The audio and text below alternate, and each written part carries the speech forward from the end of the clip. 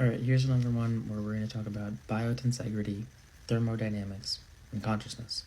We get fascia as kind of the thing that helps link across the three. So biotensegrity and fascia should be pretty common associations for people involved in either of those fields.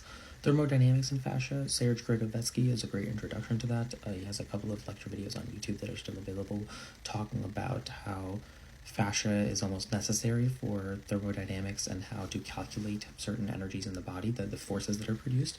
And yeah, there's that. And then the connection to consciousness is my personal interest, and about how it plays a role in it, because I think right now we look at the consciousness debate as being a lot about mind, but we have a lot more work to do when it comes to the body and the idea of embodied intelligence, and what is the uniqueness that humans still have, right? We have all these intelligences on the computers that people think are consciousness, but they're really not. So, but in order to validate that, we need to say what makes us unique as humans.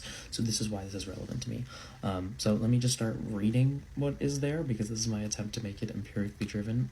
I'll do my best to transition back in and out of it, because I will want to expand on certain points. So think of this like PowerPoint slides that we're going back and forth with. So we have an intricate relationship between fascia, consciousness, thermodynamics, and biotensegrity. The idea is to get the biological underpinnings of physical structure, biotensegrity, and then offer insights into the conscious processing of bodily sensations that affect self-awareness and physiological responses. So the idea here is, what are the physiological responses? So this might be easier to think about when you think about thermodynamics. And then when we talk about self-awareness, this is when we get into consciousness and the idea of interoception. What are you feeling in your body? And perhaps where is there overlap in what you feel with your body and the physiological responses? Right, because we understand that the physiology of certain hormones produces or is likely to cascade with certain emotions. Right, so we understand that there's a link between the emotions that we feel, the subjective experience, and the physiological response that we have, what is objectively happening in our body. So that's why I think there's a valuable connection to make here, as fascia ends up being this kind of useful glue across the entire systems that helps communicate information throughout. And so that's very useful for thermodynamics, because if you need to communicate information, you need it to be thermodynamically efficient, which is why we have the concerns with AI now going through all of the water and needing extreme cooling, and why we have those ecological concerns. So this is why this conversation is equally important, to learn how can we be ecologically efficient the same way the human body is ecologically efficient. So, fascia is a heterogeneous connective tissue that supports biological systems by providing stability and flexibility. You can also think of it as mobility, through a structure defined by tensegrity principles. Sharkey, 2021, discusses fasciategrity, a term used to elaborate on the balance achieved within the fascial network, which is hypothesized to endure and respond to both mechanical and environmental stressors. So when we think about stressors for like physical therapy and rehabilitation, we think about both the mechanical ones. What are the functional movements and compensatory patterns someone is going through in life? And then also, what are the psychological factors, right? What kind of stresses do they have? Do they have to travel a lot?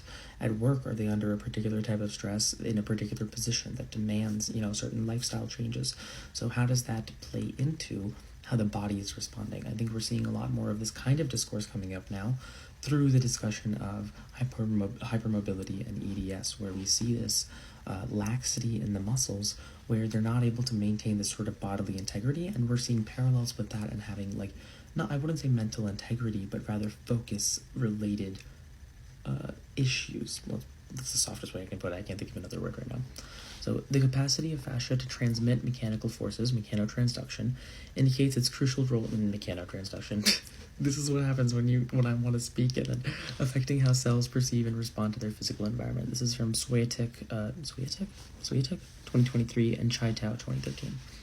Recent research is positing that fascia is not just a passive support structure. I can't read between structure and function. But is actively interacting with the central nervous system, possibly influencing the self-awareness through embodied experiences. This is Bordoni et al. In 2024. The fascial network facilitates the transmission of signals related to bodily states, which are essential for constructs of consciousness such as interoception, which is when you're aware of certain internal bodily states. This is Blafari et al. 2017. So the idea is that, you have certain interoceptive qualities from the superficial fascia, oh my god, no. This is embarrassing, perifascia. And the visceral fascia. One more. Sad. See, this is the part, I hope I wrote it later to at least help myself out. Sad. So the idea is that we're just trying to get, we also have VABA et al., where we're talking about having the integration of specific bodily signals, and how the interoception of that, the awareness of that, can inform better alignment between the physiological state and the psychological and cognitive functions.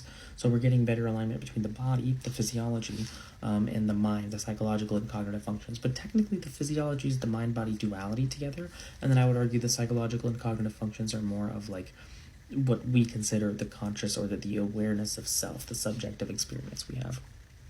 So let's get to thermodynamics. So biotensegrity extends architectural principles of tensegrity to biological systems, emphasizing the importance of structural organization and stability through balance among components. So the components need to be balanced, like, say, think of like a set of Legos, but some of them can rotate because you need to have certain mobility that can be expressed. Otherwise, you just have like a very rigid system, right? So this concept supports the thermodynamic perspective by highlighting how living systems maintain homeostasis through energy-efficient structures that can adapt to environmental stresses. Homeostasis is important here because we'll talk eventually about how this connects with TAME, Technological Approach to Mind Everywhere, which is Michael Levin's academic content, where he talks about agency and goal-directed behavior. And I think homeostasis is a variable that the body factors in when it's looking at overall agency and goal-directed behavior, because homeostasis is how you have the effective, like, bodily tools available in order to express something that you are trying to do. In order to express that goal-directed behavior, you need to be back at rest, at homeostasis, trending towards homeostasis as much as you can be, so that you start at a good place to begin something new. So the principles of biotensegrity advocate for a holistic view of anatomical frameworks, because we recognize that cells and tissues are not just, isolated parts like we see the slice and dice in anatomy classes, but they interact continuously. Like, for example, the IT band technically does not, really anatomically exist there, but more it's a band of fascial tissue that we can understand the function that it's representing, which is to help deduct the hip. So in this case, when we're, So in this case, when we're thinking about AB duct. That was terrible. AB duct, it's with external rotation. UADD to the midline. Pathetic. So anyways, this is relevant because you still have a function that we can attach to it. So that's why you talk about the IT band, but if you really talk about it from a muscular perspective, there is no IT band specifically. You have the iliotibial tract. So this is an example of where you have this interaction across the units through these fascial cohesions, and this fascia is present everywhere. So because of that, the entire body is acting as one integrated unit that is able to continuously communicate information everywhere. So it's like having one small impact here is affecting the rest of the system and how it's operating, right? So this is creating this unified structure of how everything is interconnected. So now let's integrate these concepts and the implications for health and healing. The intersection of fascia, consciousness, thermodynamics, and biotensegrity, what a mouthful, offers significant implications for therapeutic practices, particularly within osteopathic medicine, where fostering body awareness and tissue health is pivotal. I would love to have gotten into OMM as a DO. By understanding how fascia influences consciousness and adaptation through mechanotransduction, practitioners can better facilitate healing processes. This embodied approach emphasizes the importance of maintaining fascial integrity to support both physical and psychological well-being. The emergence of sentient cells is something that I do want to get into here, but I feel like that's a big jump to start really going. I think we have Bordoni et al. Who talks about it just a little bit, because we talk about having cellular mechanisms that aren't just reacting but can engage with the environment in a meaningful way, which I think starts laying some of the groundwork for the concepts of muscle memory, because here you actually have the fascial units, the motor units at the presence, at where the body is, actually interacting and contributing to the process in some way. So it doesn't have to wait for the brain signal to come there. So that's almost like you have a certain intuition. You move immediately before the conscious or cognitive top-down processing comes into play. The bottom-up processing alone takes care of business. And so I think that is a really useful, unique element to humans and human intelligence and human consciousness that will help distinguish us from the types of intelligences that are coming into being now, that we do have to integrate safely with or deny their existence from coming about as much as tech bros want them to come about. So yeah,